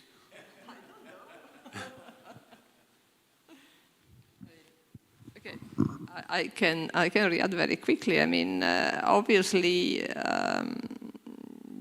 you know, these people know where our bosses are, and if they so wish, they can go and talk to them. I have honestly no idea if this is happening. We talk at our level. I know that the commissioner, our commissioner, and also, I mean, I'm talking about for Commissioner Zakharieva, but probably also Commissioner Jurgensen. I mean, they meet CEOs of companies and so on. So,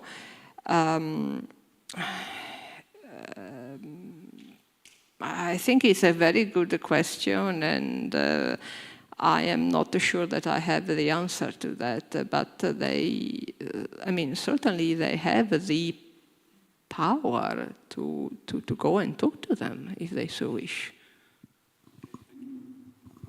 This question is from Manolo. Yeah, so I'm very happy to see that we all agree that there is a race for fusion, that we might be losing it, but that we have the potential to change that in Europe, no? And that we need a goal, and that can come from the European Commission, no? So we set a goal, we want fusion energy in the next decade. Now, only a goal is just nothing. We need also, this has to be supported by a milestones program or whatever other strategy, but I think I was listening here to milestones and also the milestone program and also milestones in the USA. It's not just a project, it's a milestones program that might be supporting from the very beginning different projects, but with clear goals, timelines, and maybe at the beginning you have several approaches, and in 2 years, oh sorry, you fail, but you got at least 2 or 3 projects that you support in the future. No? Now, if we want to have private investors, I think we need an attractive regulatory framework. Without that, you're not going to have it. We wish we can have it, but it's not going to be there. So without this framework, and I think there are many possibilities. One of them could be probably you secure a price for kilowatt hour in the next decade for fusion. We are doing things like this in Spain with solar energy, in France with nuclear energy, and with other sources. No? So I think there are some solutions. We need the European Commission to act, and act now. Let's go, Michael, want to react, I think. I fully second that. I think we can follow the model of Germany and we can make it a European model. And so Germany announced that it wants the first fusion power plant to be built in Germany in the next decade. I think Europe should announce that it wants the first fusion power plant in Europe. We are Europeans. I'm not Italian, I'm not based in France, I'm European. And if this cohesive policy and politics, there is a difference, can be achieved with milestones, quantitative milestones, cost of electricity such and such, but also with incentives, again, following the example of Germany, I think we can win this race. Michael, you wanted also to react to this? Only a small comment, actually, as I'm a German, okay. My feeling is a little bit that now, with all the challenges we have in the world, Germany is really rising up and finds itself, goes from transitions from neutrality to a position in different areas, including defense, for example. And well, there are some words from the Chancellor to also be, positive and to be, say, maybe to have this kind of first Kraftwerk in Germany. And I think this is new, and this we should all take as an advantage for all Europe. Amaya? Let me say one thing about regulation. We as Europeans complain all the time about regulation, nothing personal, but we love to be regulated because then we can say, because of the regulation I cannot do this, and because of the regulation I cannot do that. Look at the United States. They are not regulated. Their regulation is very lax. And I mean, please don't ask any time for regulation. You should keep going and don't tell every time I cannot do it because regulation is not helping me. I know it's difficult. We are regulated, we're a bank, but don't ask for it because be careful with what you ask because you could get it. Manolo, you almost aroused the full panel with your questions. So. Actually, reacting to what you said, I think that what they mainly ask is an ease, simplification from the nuclear regulation of the fission sector.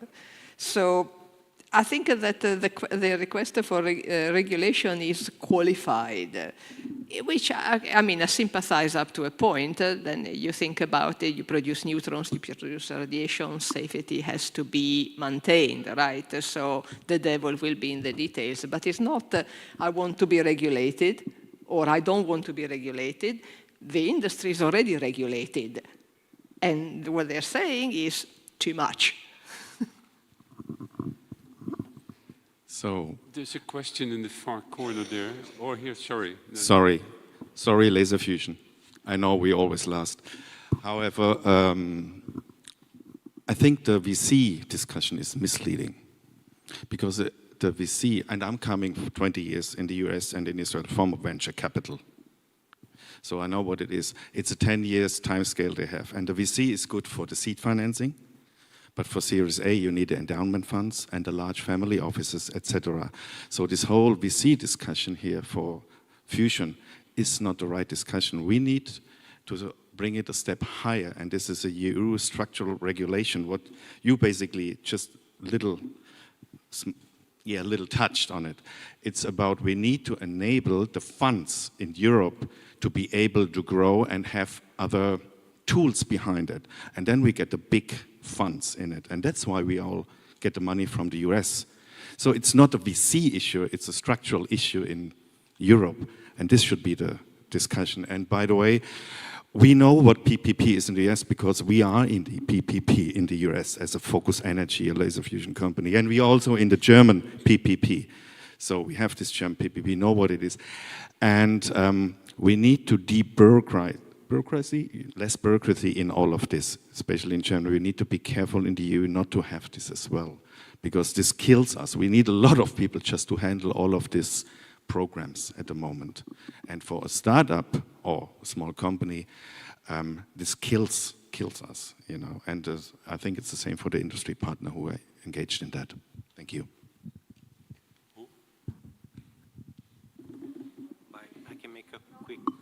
I can make a quick comment just to say that on the point that VCs are only for seed. If you look at the fusion energy base, there are plenty of examples of VCs who have invested all the way through Series A and B. And just a couple of days ago, a Series A was announced by Proxima, led by 2 VCs. So I... American, not a European. Okay. All right.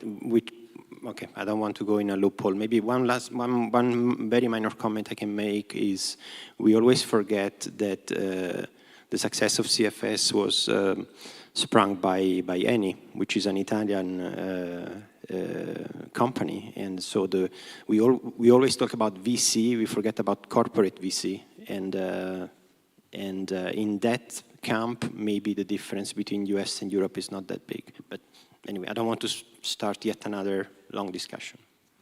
Okay. Maybe there was a question in the far corner, Ray. Okay. In the meantime, if you wish to look on Slido, you can also look at the questions that are posed, and you can upvote questions if you wish, so that when we come to that, we can deal with the most popular ones first. Hi. So lots of funds are going to the defense.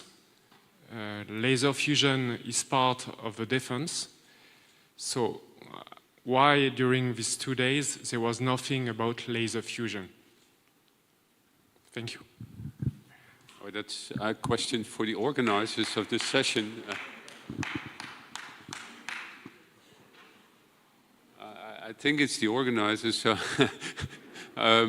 I don't know an answer here. Certainly not. To my knowledge, the only mission that has been proven was with laser fusion. No, okay, it's a good point. Yeah.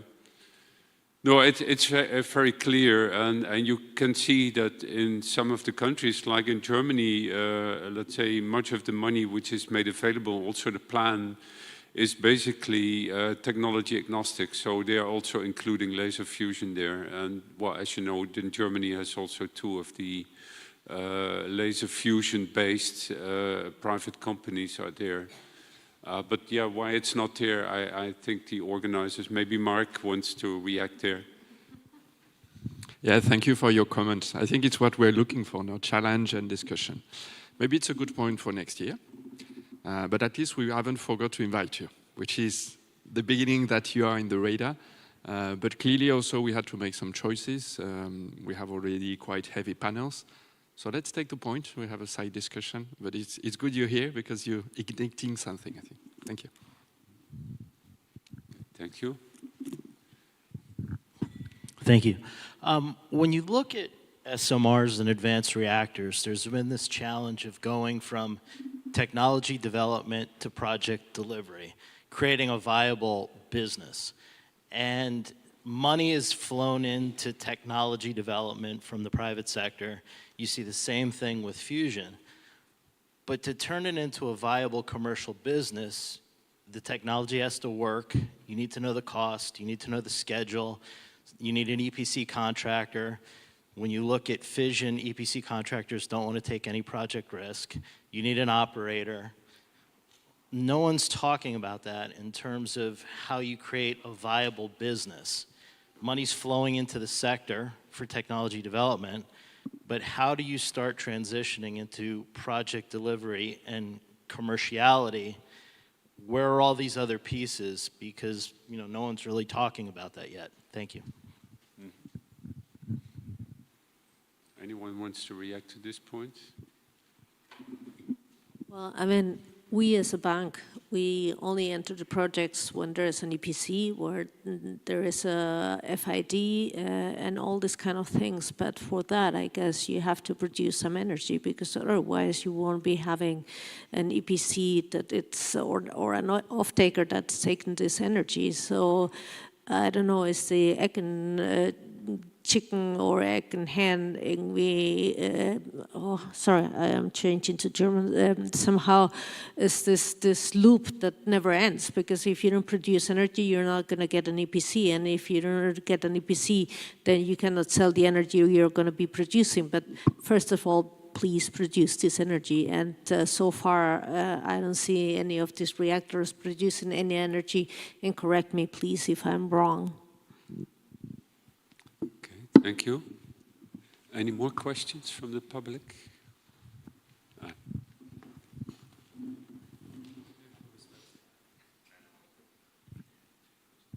Okay, thank you. Today I've seen a lot of talking about how to engage European VC funds, also PPP.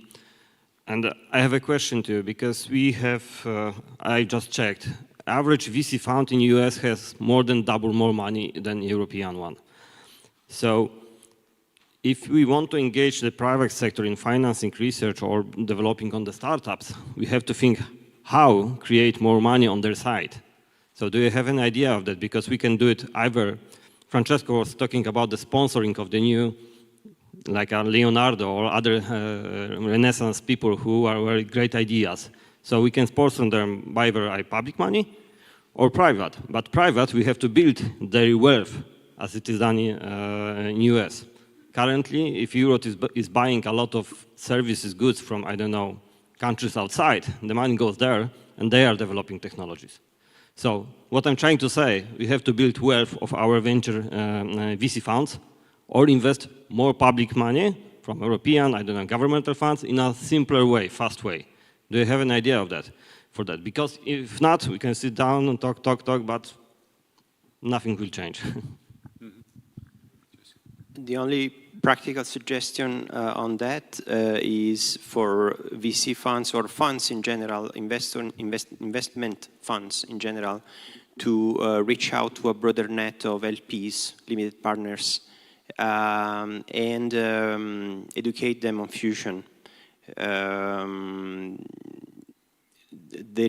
There are no sufficient specialized fusion or deep tech startups, in my opinion, in Europe, unlike in Asia or in the US. Those specialized funds tend to approach investors not just offering them a great return on investment, but also explaining fusion, with the importance of explaining what we do was advocated before. So yeah, that's what I would do personally. On the private side. On the public side is a political decision, and the only way to stimulate that is with the public discourse by a combination of lobbying and publishing on mainstream media the importance of fusion.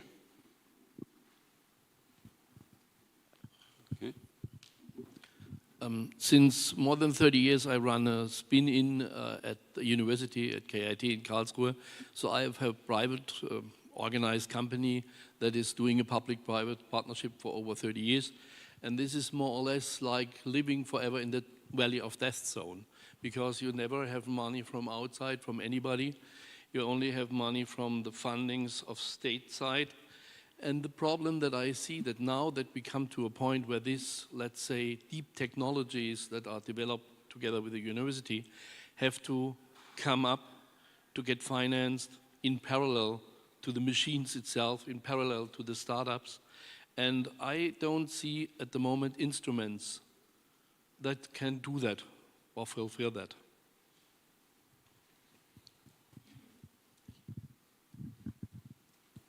Does the panel see these tools?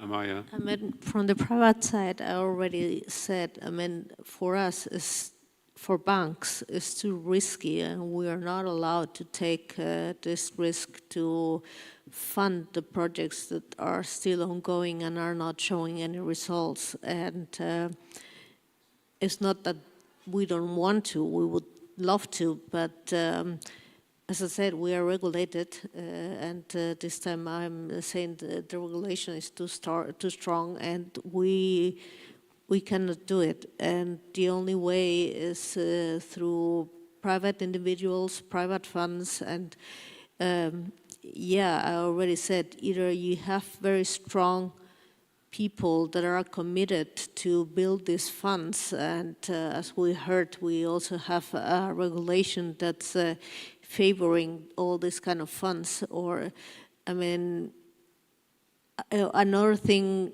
or a different thing from investing equity is not going to be feasible at this moment. I'm I'm sorry, but it's not. I mean, and everybody or anyone that tells you something different is lying to you.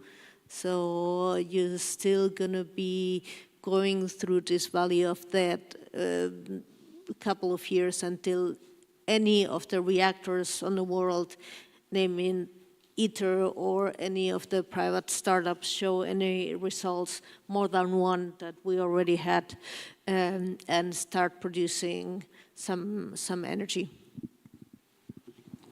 Yeah, maybe I think we have the last question in the room, then we go briefly online. Okay. Thank you. I'm Antoine Lodreau from Thales. I would like to give a, let's say, an old school point of view about investment, which is based on Thales' commitment in fusion. I think we also have to keep in mind long-term commitment and some investments which are not good for public release.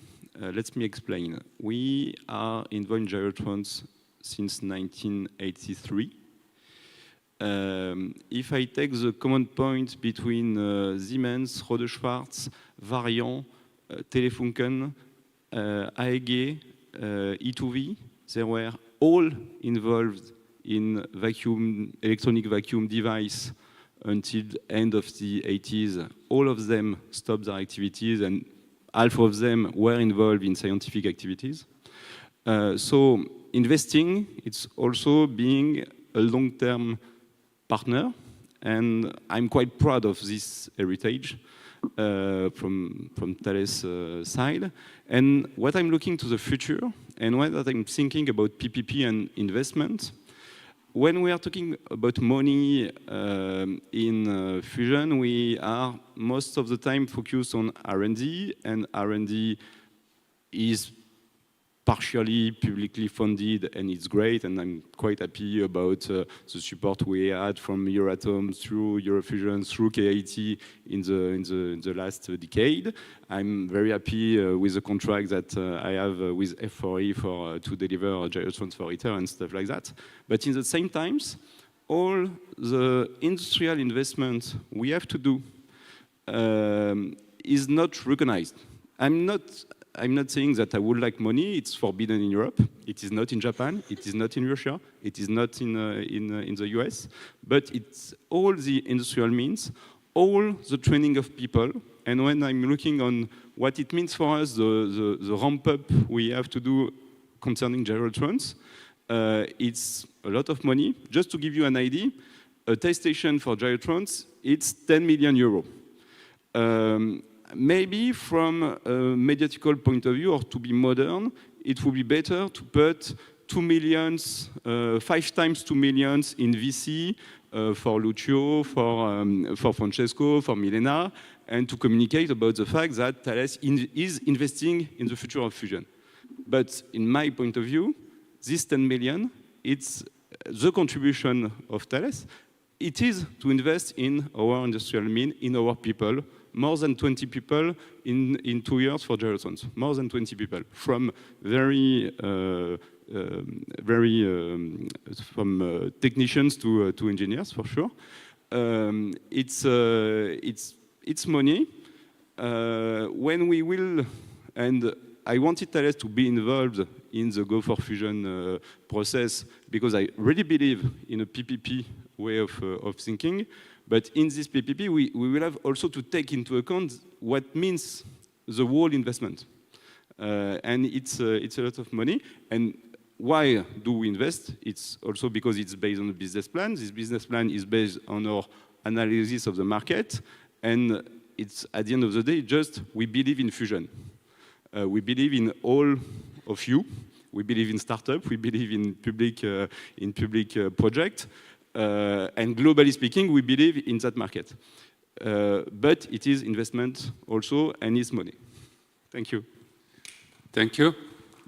Well, it's very good to see that companies also invest in, let's say, knowledge. And well, basically, this is also what David was saying in the beginning, that, well, industry needs to partner. And so to see that you also have the responsibility to basically put efforts in there to develop the field. So very good.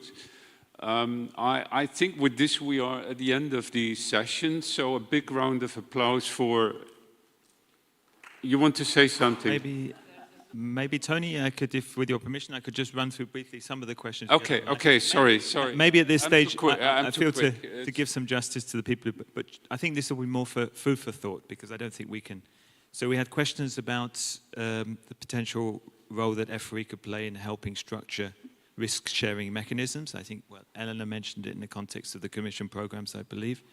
We had a question for you, Amaya, we won't have time to address, but is why is Europe not fostering a stronger investment culture on the younger generations as an economic driver?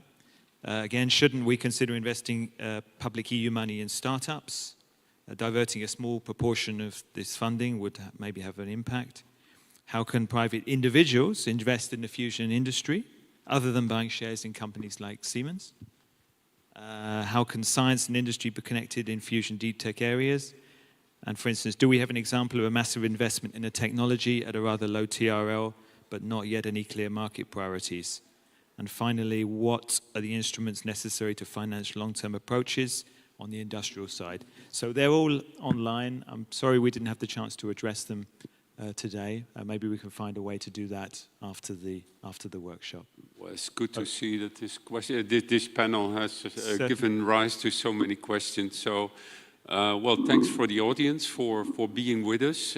Special word for thank you for Elena, Amaya, Frederic, Michael, and Francesco for being part of the panel. So thank you very much.